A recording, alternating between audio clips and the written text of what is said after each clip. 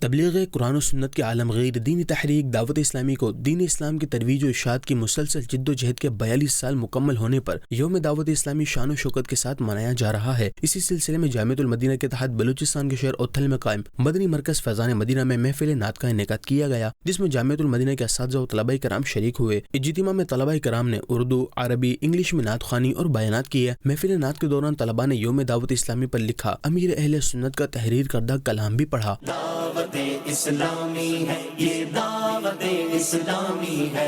محفل نعت میں نگران کلات ڈویژن نے کہا کہ دعوت اسلامی آج ایک بہت بڑی تحریک بن چکی ہے جو دنیا بھر میں نیکی کی دعوت دے رہی ہے، اور یہ سب سیدی امیر اہل سنت دامت برکاتہم العالیہ کی دعاؤں اور ان کی شفقتوں کا نتیجہ ہے۔ انہوں نے کہا کہ 42 سال کا سفر کافی نہیں ہے، ہمیں ابھی مزید دینی کام بڑھانے ہیں۔ اجتماع کے آخر میں نگران کلات ڈویژن نے طلباء کرام کو تحائف دیے اور صلاۃ و سلام اور دعا بھی ہوئی۔ یہ دعوت اسلامی ہے۔